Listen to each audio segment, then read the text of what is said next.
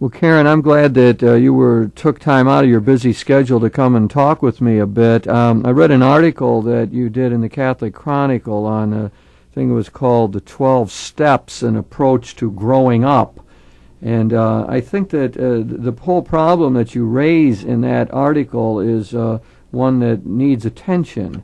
As I see it, the problem is partly to do with personal compulsions, addictive behavior that people get into. We associate that, I guess, most clearly with alcoholism, a clear compulsion or addiction, but that gets extended to eating disorders, to gambling, probably all kinds of compulsive behaviors that we could begin to talk about.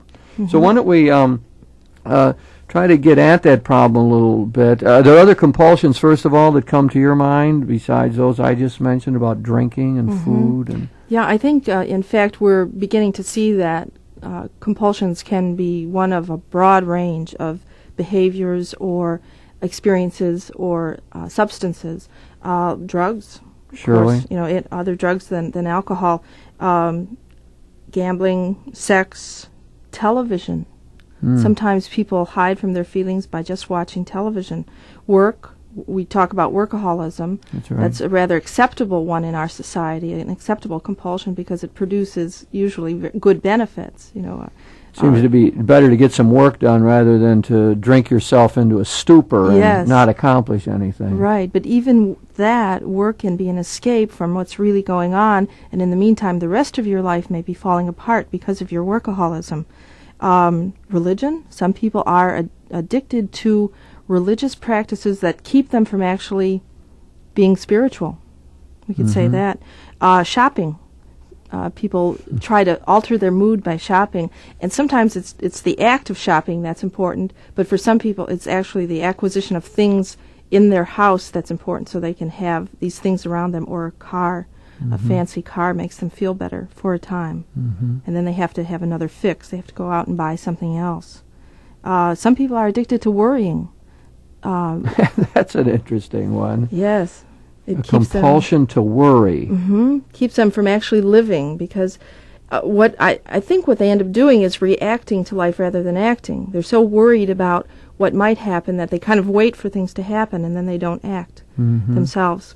And some people are addicted to rage, their own anger within them, and they rage out at other people, and it makes them feel good temporarily, but it's not getting at the core problem. Is that one of those things like that anger feeds on anger? If you have a little bit of anger going and then you begin to dwell on it and it seems to multiply, and even I've noticed that some people I've dealt with in trying to get them to get rid of anger by expressing it, for example, or hitting a pillow or talking about it, that it hasn't worked, that type of therapy with some people does not work, and it's almost like it feeds on itself. Like if they do that, they'll just get more angry, and it will multiply.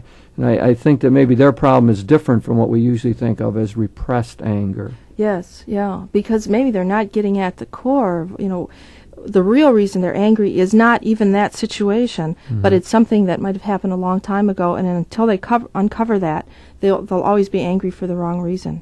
I noticed one thing, as you were talking about that there seems to be a common element, and that is found in the word escape, that the compulsions become a way of escaping from reality. Yes. So that maybe the person shops because they're not able to deal with their own limitations or something, or people get away from relationships by indulging in alcohol. Therefore, they don't have to talk or deal with intimacy and improve their communications and so on. So it looks like escape is an essential element in all of these addictions. Yeah, I think it often very, very well is. Escaping from something that's too painful to face, too uncomfortable, and maybe the person doesn't even realize what it is, and so it makes it even more difficult. There's only a sense of wrongness, and to avoid that wrongness, they do something or take something. Do you have the impression that addictive people are often more sensitive than other people? That could be, sure. I mean, I must say that in dealing with alcoholics, and it's always dangerous to generalize or stereotype, I know, but an awful lot of the alcoholics I know seem to be very sensitive people, that they're easily hurt, and that they feel the pains of the world in an intense way deep within themselves. Mm-hmm.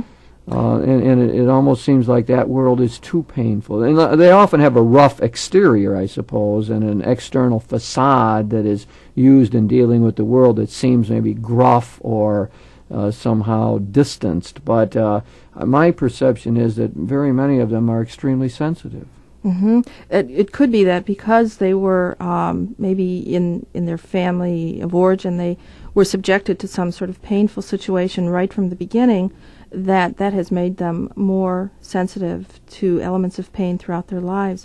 But also I would think a recovering addict is sensitive in a healthy sense. One would hope. I mean, if they're recovering, then they're sensitive because they're very much aware of their own feelings and ready to deal with them in good, healthy, productive ways. Mm-hmm. But along with escape, another way of looking at addictions, I think, is that they're mood altering. They can make you feel better. They can make you happy for a moment. If nothing else seems to be making you happy, or maybe the problem is you're looking for happiness outside of yourself. It's not coming from within, and so you're always searching for something out there to change your mood. So, isn't that one of the things they say about crack, for example, of being so addictive that the rush or the high is so strong or great that it becomes quickly addictive?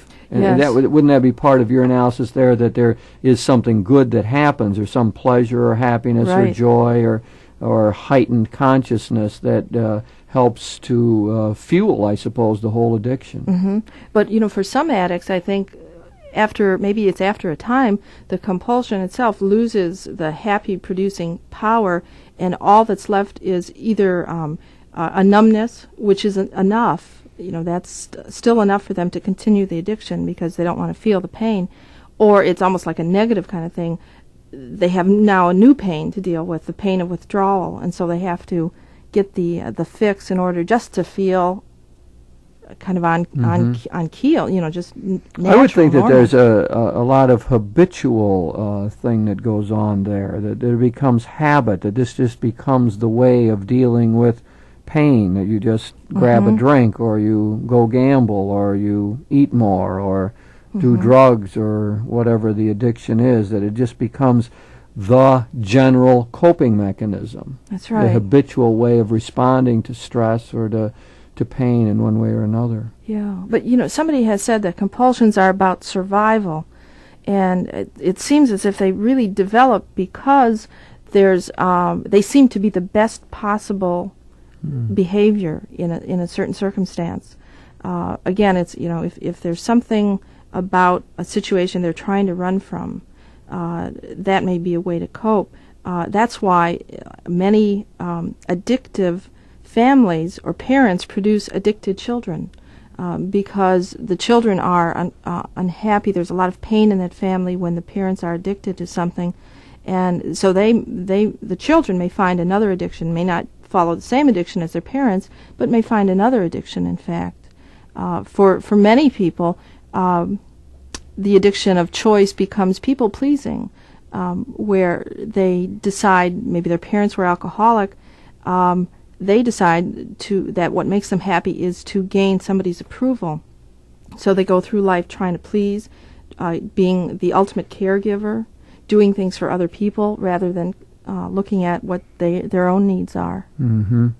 So again, we see a pattern of escape here and finding some other coping mechanism for life. I mean, I suppose in general, we all try to cope with life in the ways that seem best to us. We no doubt learn those from our families in many ways, and pick up our clues from friends, or probably, I have this theory that a lot of us adapt particular methods to the situation early in life, and then those become, well, just the way you do it because you don't see any real alternative way of doing it. So, for example, I mean, people who repress anger at an early age in the family situation, I mean, they just presume that's the way you do it. There wouldn't be any real experience of some other method of dealing with a problem in life. That's so, right. Of course, I think we have to get into the picture, too, the genetic factor. I mean, I don't know how that all plays in. I suppose we'd have to get some more experts to help us with that. But I mean, I think the literature you see suggests that the alcoholism seems to have some sort of genetic base, and so maybe that's another reason why we get more alcoholics coming from when the parents are alcoholics and so on. Yes, and I was just thinking of that because people do seem to have a tendency toward a certain addiction. Now, there's multiple addictions is very common to be cross-addicted because it's really the feeling behind it that's the problem, and not. In other words, someone would be addicted both to drugs and alcohol and gambling. Yes, yeah. But among certain people, there is a propensity, whether it's genetic or because of the environment they were in or the kind of feedback they got using that particular addiction early on, it makes them have a natural tendency to go toward that particular addiction. And I think with the drugs too, I mean, the theory is that there's a lot of physical dependence upon the drugs, right? I mean, you got the withdrawal problem and the pain that goes with that. You've got the physical high and the influence it has on the brain and so on. So, I mean, the biological base is clearly in this. I suppose when we begin to sort this all out and the scientists help us understand it better, we're going to find out, as always, that it's some sort of combination of biological base and psychological, cultural, social factors and so on. Often a very intriguing mix that it's hard to pick all the parts out more clearly. That's right. Well, in fact, even addictions we don't think of as physiological in nature, I think we're realizing that the brain has a response to them. Chocolate supposedly produces something in the brain that's a good feeling akin to being in love, somebody has said. Running does that. Running changes the brain chemistry. Probably the act of gambling does. TV, they say, the waves that hit the brain are numbing. So did we talk before about the TV? Yeah, you did mention TV as addictive. Yeah. One thing I guess we didn't get into is maybe the base of addictions. It's not just what was happening in the family, but because of maybe the messages the person was getting, or the fact that the child was neglected or abused in some way. That produces a sense of shame within the person. And a number of people say that really the core of all addictions is a sense of shame about oneself, a lack of self-acceptance, a feeling of not being worthy. Well, how would the sense of shame come in? Like, is it this way that children of alcoholics, for example, feel like it's their fault that things go badly, and that if they just shaped up, they could make the world work better, or the family would live in greater harmony? So they are ashamed that they are part of the problem? Is that what you mean? I think there's part of that they take on responsibility for the problem, and they feel a shame within themselves. Also, though, I think it comes from maybe the fact that in families where there's an addiction, children are often neglected emotionally. Maybe they're getting all their physical needs met, but they may have emotional abandonment. And because of that, the message they're getting is that they're not worthwhile enough to be paid attention to. And sometimes the messages are out and out negative, like why don't you're not a good person? Why don't you grow up? Why don't you think like me? Often addictive people want other people to think like them, and so parents will, their view of children is to kind of break the child's will early on to get them to kind of agree with them.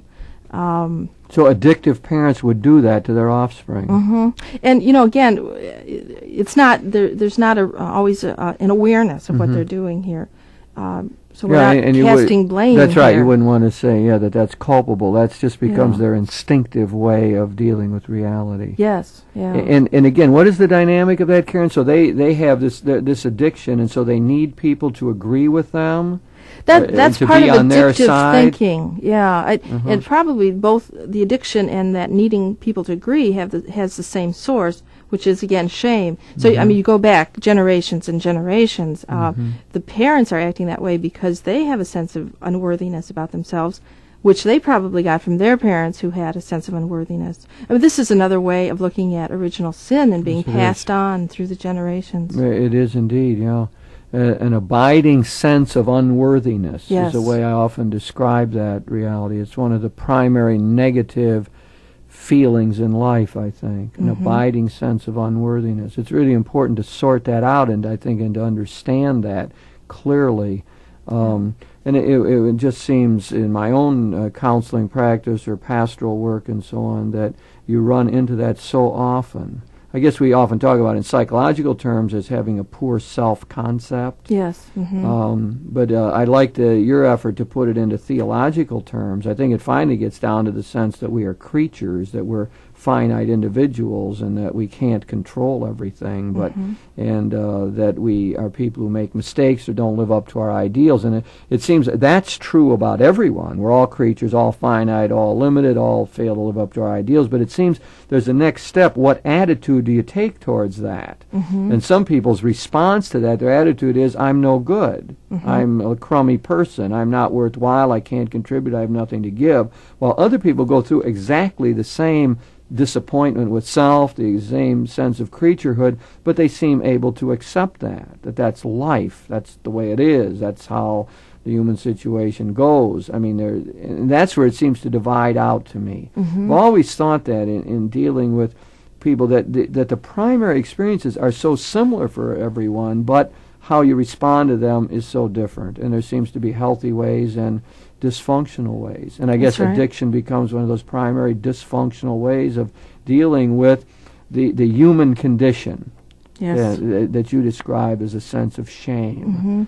Well, actually, maybe the sense of shame isn't the human condition. No, that's a response to it. That would be the unhealthy response. That's the unhealthy response. Well put, yeah. That's very good. That's the unhealthy response, is this sense of shame, while somebody else responds with a certain acceptance. Yes. Well, one way of looking at it is to say that shame is forgetting that we're images of God. And so we've lost that sense of being part of divinity. And there's a hole there where that sense of our oneness with God should exist. Well, that's a fine theological context, yeah. I think that's good. Well, Karen, what are we going to do about this now? I mean, all of us, I suppose, can find some compulsive tendencies in ourselves and addictive trends. How are we going to end up dealing with this? Well, one established way that's been going on for 50 years maybe is the 12-step program, as first begun with Alcoholics Anonymous, but now it's been carried over into many other anonymous groups.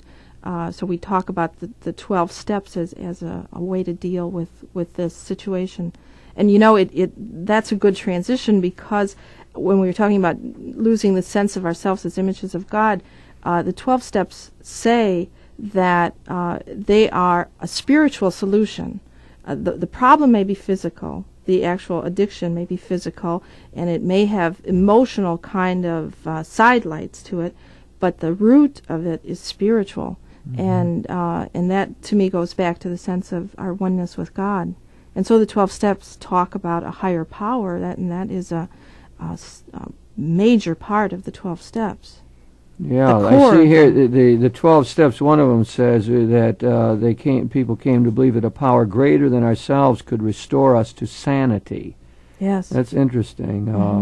And then the third one says, we made a decision to turn our will and our lives over to the care of God as we understand Him. So maybe that's a good way to get at all of this. I mean, what it suggests is a really deep and radical solution to the problem. Maybe that's one of the key reasons why these 12 steps seem to be so helpful to people. Oftentimes in life, when we see problems, we come up with superficial cures or surface ways of dealing. We come up with techniques rather than really deep attitudinal changes. And maybe this talk here that about a greater power and handing our lives over to the care of that greater power, it really gets at what the source of the addictions is all about. That is this poor self-image and this shame, this abiding sense of unworthiness. Which comes out of the center of yourself. And so to get at it, you have to get back to the center. It's as if you had a building that was, you found out was badly built, and to try to correct it, you put something on the top of the structure. That's not going to help. What you need to do is rebuild the foundation, go right down to the underpinnings. Right. So maybe what they have found, in a way, stumbled upon perhaps, I don't know, is really gets at the root solution that's offered to us by the religious traditions and that we see in Christianity. So, I mean, if you start to look at the way we view the Christian God, and that God loves us despite our unworthiness, that even though we are unacceptable and sense ourselves to be unacceptable, there's still a God who accepts us. So what that is doing is not glossing over the fundamental pain of human existence, but it's trying to find a solution precisely to that pain. That's what I think is important, that very often what we get, and maybe even in pop psychology these days, or a lot of the self-help books, is a superficial solution that makes it seem as though that we're not flawed, or that there isn't a hole at the center of our being, that we're not empty. And I think any solution to life's problems has got to start with that essential pain, that we want to be God and can't be God, that we are not totally in charge of our lives, that there is a gap between our ideals and our performance. However you want to describe what we've often called original sin, that you can't deny that. When you deny that, people who are in touch with the deeper things of life know that the solution is superficial. That's right. Somebody said that the 12 steps provide a movement from shame to guilt. Healthy guilt. We're not talking about guilt that has no basis, but which the healthy guilt would involve accepting responsibility, where you are responsible. And so some of the other steps. We made a list of persons we have harmed and became willing to make amends to them all, accepting responsibility, doing a searching and fearless moral inventory of ourselves, finding out both the bad and the good that we're capable of, and accepting responsibility for that with the sense of moving on. If you don't accept that, if you don't see yourself as you are, then you can't move on to change yourself. But it also involves accepting yourself and as you are and seeing yourself clearly. I'm interested in your phrase there that they see it as a moving from shame to guilt, and I think there's an element that I could buy into there. I mean, I think there's something true about that. I guess the more fundamental statement in my mind would be moving from shame to self-acceptance. That seems to me to be the more fundamental movement that's made in a healthy behavior. That instead of feeling like I'm a crummy person because I'm a creature, that what I've got to learn to do is accept my creaturehood. That seems to me to be functioning at the same level. I think that will then issue in a healthy sense of guilt and accepting responsibility. But I think that first move has to be made, and that's why the genius of the steps in my mind is the acceptance of the higher power and turning our lives over to that higher power. That's what that sense of acceptance would mean to me. I've often wondered that phrase about let go and let God, or hand our life over to God, or all of that is very enigmatic to me. I mean, it's hard to know exactly what that means. Sometimes when I hear people say it, I agree, and sometimes it sounds like as though it's off target to me. But if it means self-acceptance and all that we are, and especially our creaturehood and our dependence upon a God who cares, then that makes a lot of sense to me. It's the only way I could see eventually getting to a solution to addictive behavior. Yes, yeah. I think turning it over has a lot of implications. It involves the idea of realizing where we have no control over other people and many circumstances in our lives that we don't want to happen, but somehow do. And so turning it over allows us to say, okay, I don't have to try to correct everything. I don't have to make everything and everyone about me perfect. One of the foundations of a 12-step program is the Serenity Prayer, which says, grant me serenity to accept the things I can't change, courage to change the things I can, and wisdom to know the difference. You know who wrote that prayer? Yes, Reinhold Niebuhr, yes. Did we talk about that once, or did No, they attribute it to him? I knew that, yes. He really did write that, our great American theologian. It's often been attributed to many other people, but he wrote it before a lecture he gave one time. But it's a marvelous prayer, isn't it? And I mean, you've got that notion of acceptance so clearly in there. I mean, you're trying to accept reality. Some things you can change, some you can't. You know, and that distinction seems very helpful. One of the things we can't change is that we're creatures. You know, we might want to be God, but we can't do it, so we have to accept that. One of the things we can't change is that we're social beings, that we're interdependent, and that we have needs and need others, and need to have love and to share all that. That's something we can't change. Yes. So that most fundamental things end up being part of the self-acceptance that's needed. For me, also, one of the things that we accept is the idea that life is really a growing process, and we don't have to be perfect where we are right now. We just have to, and I don't even like to use the word have to, but what life is all about is deepening our awareness, our growth, our spirituality, our connection with God. And so it's okay where we are right now with the sense of we're always moving. We're always moving somewhere. You know, going back to the third step, which says you have to compress, okay. Karen. We have just a few seconds all right, left. we turn our will and lives over to the care of God. Someone has said that what that's all about is actually getting in touch with the God within us, maybe in sort of a mystical way, as a mystic would, which releases in us a great power. So even though the first step says we're powerless, we find power by that connection with God. That's marvelous Christian paradox there. Yes. It is by letting go that we find our life. So, Karen, we've been talking about addictive behavior, and you brought out all kinds of them very effectively: TV, sex, drugs, alcohol, and so on. And that there really needs to be a spiritual solution to all of that. And part of that is accepting our creaturehood and turning our lives over to the great God.